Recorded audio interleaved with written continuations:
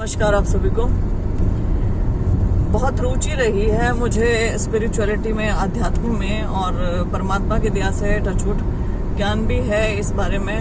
मेरे पापा भगवत गीता बहुत पढ़ते हैं और उन्हें बहुत ज़्यादा नॉलेज है, श्लोक तक मुँह जुबानी याद है बहुत सारे। और हम बहुत सारे टॉपिक्स के बारे में बात करते हैं कि परमात्मा क्या है, आत्मा क्या है, मरने के बाद क्या होता है आत्मा के साथ, प्रारब्ध क्या होता है, ये सब कुछ सारी चीज़ें। तो मैंने देखा है कि बहुत सारे लोग बहुत ज़्यादा कॉन्फ्यूज रहते हैं कर्मों को लेके, प्रारब्ध को लेके और जीवन को लेके। मोस्टली लोगों का एक जो उनके मन में बात चलती है, क्वेश्चन होता है, वो ये होता है कि प्रारब्ध है और यदि परमात्मा ने सब कुछ डिसाइड कर रखा है पहले से, तो फ्री विल कहाँ रही मनुष्य की। जब हम पिछले जन्मों के पाप और पुण्य जो भी हैं उसके हिसाब से इस जन्म में सुख और दुख आ रहे हैं, वो भोग रहे हैं और वो आने ही हैं, अनिवार्य हैं, तो हमारी फ्री विल कहाँ रही। ये बहुत ही क्या कहूँ, सोचने वाला विषय है और बहुत अच्छा सवाल भी है। यहाँ मैं आप सबको बताना चाहती हूँ, जितना भी मुझे ज्ञान है इस बारे में और जितना भी मैं समझती हूँ, कि समस्त संसार की योनियों में सबसे श्रेष्ठ मनुष्य है और मनुष्य के पास सोचने की पावर है, काम करने की, सोचने की, थिंकिंग, जो थॉटफुल नेचर है वो केवल ह्यूमन को मिला है। जानवर प्रारब्ध के हिसाब से जीते हैं कि पिछले जन्म में यदि कुछ बुरे कर्म किए हैं तो इस जन्म में दुख भोगेंगे, अच्छे कर्म किए हैं तो सुखी रहेंगे। लेकिन मनुष्य के पास एक अपनी सोच रहती है कि सुख और दुख तो वैसे ही आएंगे, कर्मों के हिसाब से आएंगे। तो दुख आ गया मान लीजिए कोई, तो उसमें आप दुखी हो रहे हो कि नहीं हो रहे हो, वो दुखी होना या ना होना वो आपका अभी आपकी थिंकिंग पे डिपेंड करता है, आपकी सोच के ऊपर डिपेंड करता है। मान लीजिए किसी को कोई बीमारी हो गई है, बहुत बड़ी बीमारी, कैंसर हो गया, ठीक है। अब कैंसर क्यों हुआ, कुछ ना कुछ होंगे पिछले, जो भी कैंसर हुआ।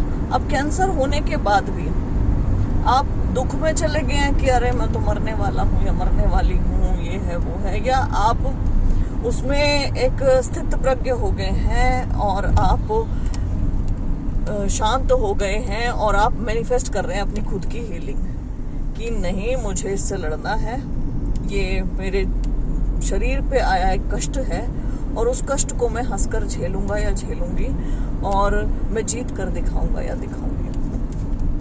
कोई और कष्ट आ गया, किसी का ब्रेकअप हो गया या तलाक हो गया या कुछ है ऐसा।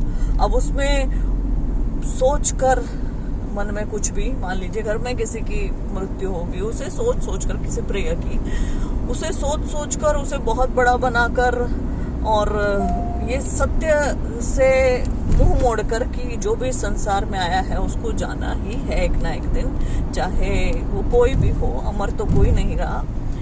तो उस सत्य से परे जाकर यदि हम उस इंसान के बारे में इतना सोच लें कि हम खुद मरने वाली अवस्था में आ जाएं, इतने दुखी हो जाएं कि बस हमें और कुछ दिखे ही ना, वो दुखी दिखे, तो उसको तो हम बना रहे हैं ना।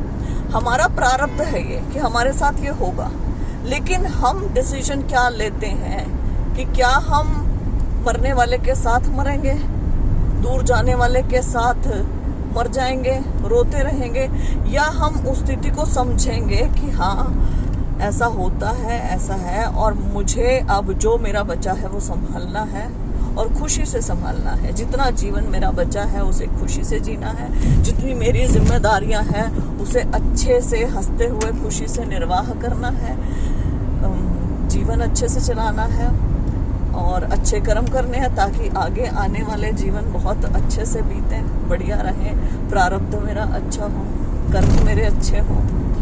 तो आप मोटा मोटा मेरे ख्याल से समझ गए हैं कि प्रारब्ध का रोल रहता है, सुख दुख आएंगे, लेकिन सुख में और दुख में आपको कैसे रहना है ये आप डिसाइड करते हैं। आप अपने आगे कर्म कैसे कर रहे हैं, अगले जन्मों के लिए कैसे बना रहे हैं, वो आप अभी डिसाइड कर रहे हैं हर समय पर। तो यदि आप यहाँ से ठीक रहेंगे ना तो कुछ नहीं होगा। कष्ट आएंगे, दुख आएंगे, लेकिन उसमें कैसे जीना है, कैसे रहना है, क्या करना है, वो हम खुद डिसाइड करते हैं। खैर, मैं आप सबको विश करूंगी कि आप सब खुश रहें, स्वस्थ रहें और ये चीज़ जाने that happiness is a choice. ये चॉइस होती है। हैप्पीनेस किसी को प्लेट में सजा के नहीं मिलती है। मैंने पहले भी कहा था कि किसी को ऐसे थाली में सजा के खुशियां नहीं दे रहा है प्रभु। वो तो आपने सोचना है कि आज कुछ भी हो जाए, मैं बड़ी अनहोनी की बात नहीं कर रही हूँ कि नॉर्मल दिन हो, मुझे खुश रहना है, मुझे विचलित नहीं होना है। कोई भी समस्या आ जाए, कोई भी कठिनाई आ जाए, उसको बैठकर मैं ध्यान से लगाकर सोचूंगी कि कैसे उसको सॉल्व किया जा सकता है। संसार की ऐसी कोई समस्या नहीं जिसका समाधान ना हो, तो समाधान निकालेंगे। प्रॉब्लम्स आती रहती है, ऊपर नीचे जीवन चलता रहता है। सीधी लाइन तो खत्मे का निशान होता है ना, तो ऊपर नीचे चलता रहता है। उस ऊपर नीचे में जीवन ढूंढना है, और ये सबके साथ है, चाहे कितना ही गरीब इंसान हो, कितना ही अमीर इंसान हो, दुख सबको मिलते हैं। उसको आपकी नेचर कैसी है, उसके पार कैसे आप जाते हो, वो आपको भिन्न बनाता है। बहुत बहुत धन्यवाद।